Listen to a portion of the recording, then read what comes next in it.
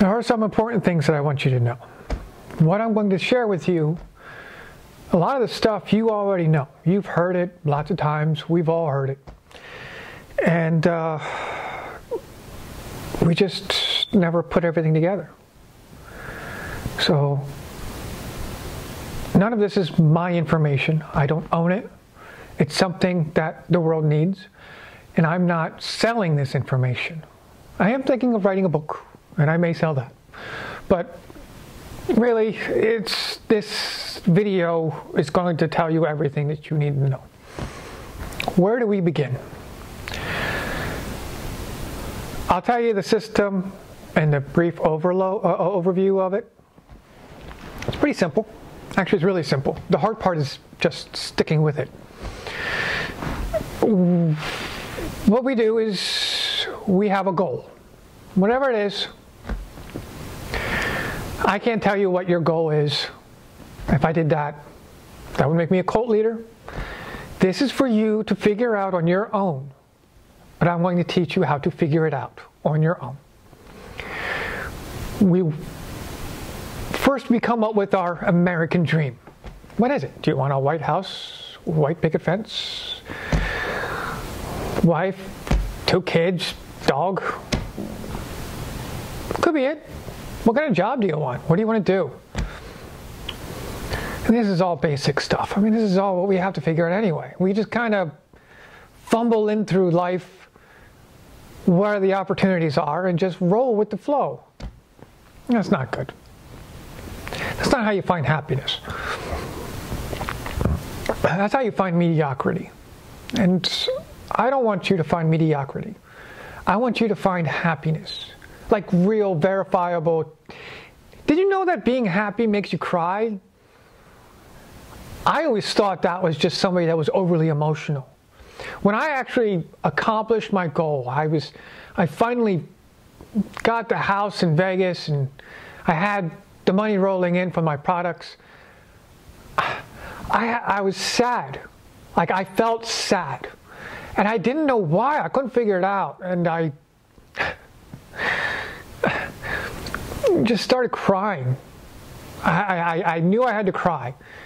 But the thing was, I was laughing while I was crying. And it was the most amazing experience I've ever had in my life. And the reason was because I got to the vision in my head. I had completed it. It was also one of my first mistakes because I didn't have another vision where I was going above that. But I want to get you to that point. I want you to see that, experience that, feel that, know that. It's a real thing. And you may think that it's silly that me, a person, never believed that happiness makes you cry, but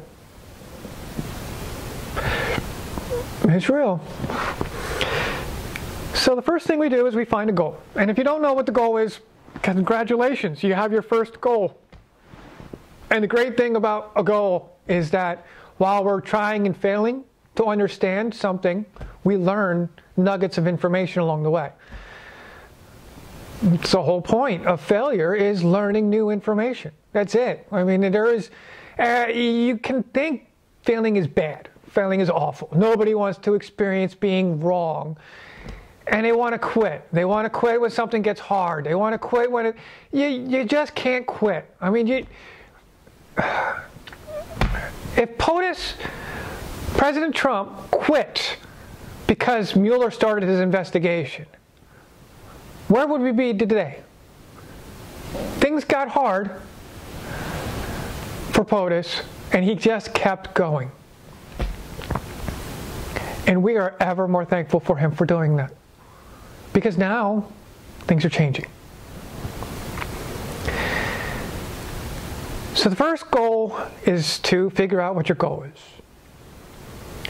And then, when we figure out what our goal is, or at least figure out what we want to figure out our goal is, we want to really figure out all the details. What is it that makes you happy? What do you want in your life that's going to make you happy? Are you a car guy? Are you a girl that has to have a huge, I hate cliches, but do you want to have a huge wardrobe clothing for whatever? I don't know what you girls like. I'm single. I mean, come on. You need that thing that's going to make you happy. And the thing is that those things aren't going to make you happy. Like material possessions, first off, material possessions are not what really brings happiness. I mean, we have buyer's remorse. People will go and do retail therapy. They'll go shopping looking for stuff that they think they need, and it just clutters their house. I mean, there are people with their houses filled with crap. There's shows dedicated to this phenomenon. We don't need stuff. We need stuff that gives our lives value. We need actionable stuff that we can use to make our lives more pleasant. For instance, for me, I want a Sea-Doo. I've never rode a Sea-Doo. They seem fun. I like four-wheelers. I like all that stuff. Never had a Sea-Doo. I want a Sea-Doo. I know I'd have fun doing that. Do I need it? No. But I feel like I would have an enjoyable experience owning a Sea-Doo and going out and doing that. Now, do I want to buy the hottest new phone right now just because it's something that other people don't have? I'm the first to have it and I'm better than everybody else? Or do I need to have a really big TV so that anybody can come over and be like, look at the luxury I have. I have a windowless room with a TV that allows me to see the world outside and experience it while I just sit here on my butt and do nothing.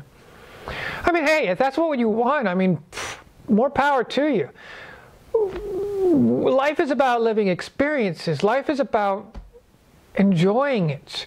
I'm going to get into God later on, but everything around us is God. Like every single thing that you see, including ourselves, is God. We live in God.